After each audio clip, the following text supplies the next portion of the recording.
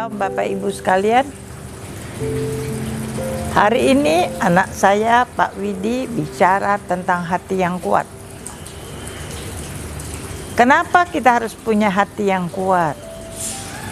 Karena kalau kita nggak punya hati yang kuat, bagaimana kita bisa menghadapi banyak persoalan-persoalan yang Tuhan izinkan?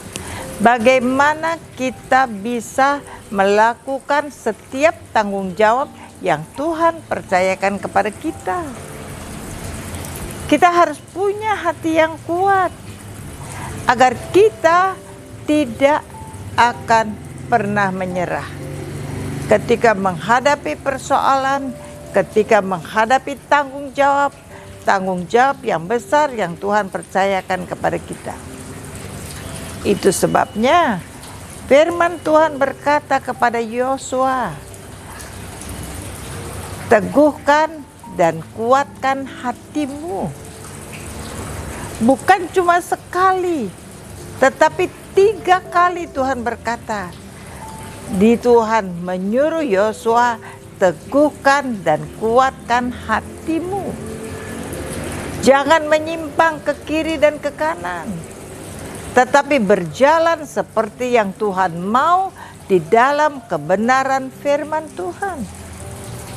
Ketika hati kita kuat, persoalan boleh datang, kita tidak akan pernah goyah. Kalau kita tidak akan pernah goyah, maka kita tidak akan pernah menyerah. Kita berjalan bersama dengan Tuhan. Kita bergantung bersama dengan Tuhan. Dan kita yakin dan percaya ketika kita lakukan bagian yang bisa kita lakukan, bagian yang harus kita lakukan, kita melakukan dengan baik dan benar, maka Tuhan akan melakukan bagian yang kita tidak bisa lakukan. Saya selalu berkata demikian, lakukan bagian yang kita bisa lakukan. Jangan hanya menuntut Tuhan melakukan bagian Tuhan, tetapi kita lakukan. Maka ketika Tuhan lihat hati kita teguh, kita tidak goyah, kita berserah total kepada Tuhan, kita tidak menyerah, dan kita lakukan bagian yang bisa kita lakukan sesuai dengan kebenaran firman Tuhan. Maka kita akan lihat bagaimana Tuhan berikan kepada kita hati yang kuat, hati yang tegar, hati yang mampu melewati setiap apapun masalah yang Tuhan izinkan di dalam hidup kita. Kita tidak pernah menyerah, tetapi kita berjalan maju bersama dengan Tuhan. Kenapa kita bisa? Sebab hati kita kuat. Dengan demikian, ketika ada persoalan demi persoalan datang di dalam hidup kita, kita akan menghadapinya bersama dengan Tuhan. Sebab ketika saya plus Tuhan itu tidak terbatas, karena Tuhan itu tidak terbatas. Bapak, Ibu, saudara-saudara sekalian, di dalam hidup saya banyak kali persoalan yang harus saya hadapi. Tetapi saya menghadapinya bersama dengan Tuhan.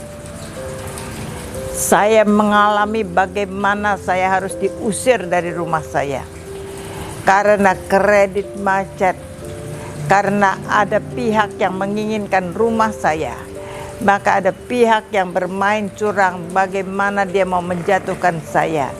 Tetapi saya cuma berkatakan, Tuhan, kalau menurut Tuhan rumah ini masih tetap menjadi milik saya dan saya pantas memilikinya, maka saya percaya Tuhan pasti campur tangan dan berikan saya solusi jalan keluar untuk hal itu.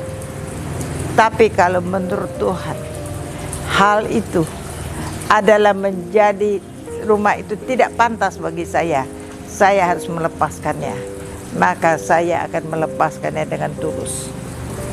Saya hanya lakukan apa yang Tuhan mau saya lakukan di dalam hidup ini.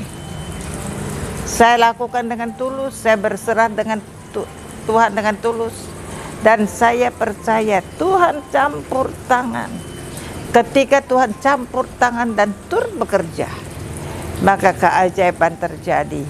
Hutang saya lunas, rumah saya kembali.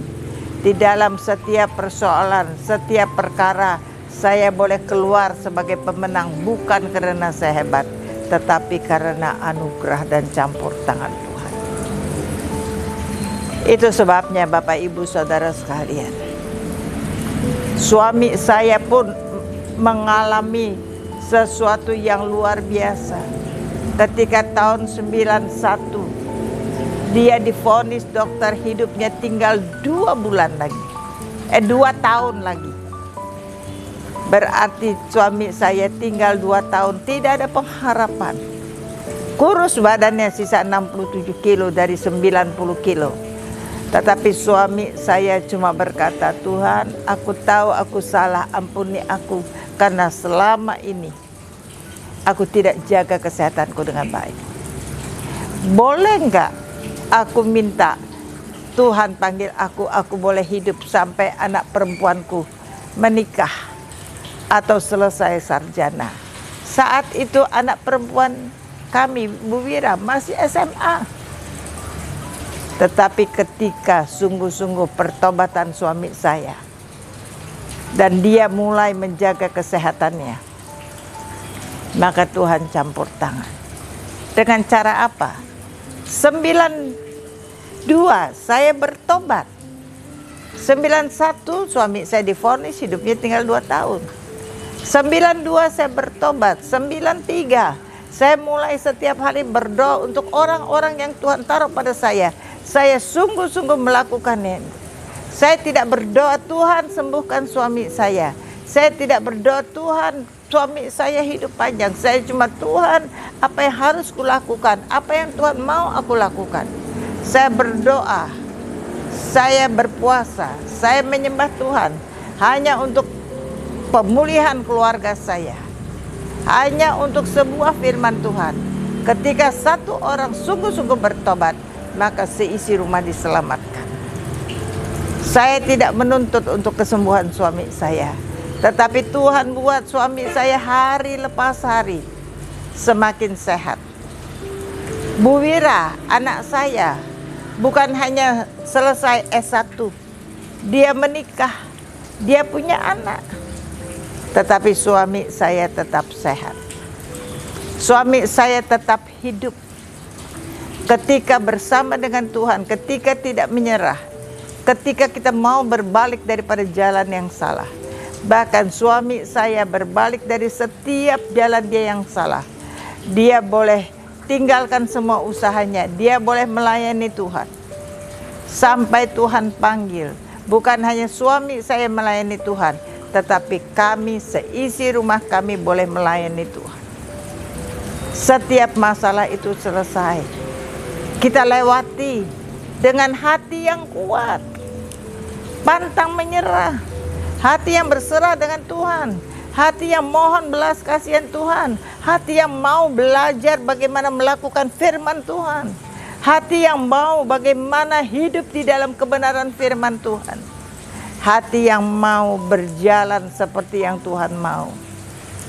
Tuhan bukan hanya pulihkan kesehatan suamiku, Tuhan pulihkan keluargaku, Tuhan buat anak-anakku berbalik dari jalan yang salah. Maka aku dan seisi rumahku melayani Tuhan, mengasihi Tuhan dengan sungguh-sungguh. Ini adalah anugerah. Dan dalam perjalanan semuanya itu dibutuhkan hati yang kuat, melawan setiap persoalan, melakukan tanggung jawab apa yang Tuhan percayakan, melakukan firman Tuhan dan hidup di dalam kebenarannya. Bapak, Ibu, saudara-saudara sekalian, ketika Anda mengalami segala sesuatu di dalam hidupmu, mintalah dengan Tuhan hati yang kuat. Bersama dengan Tuhan, dengan pertobatan, engkau pasti bisa melewatinya. Yang mau melakukannya bersama dengan saya katakan amin.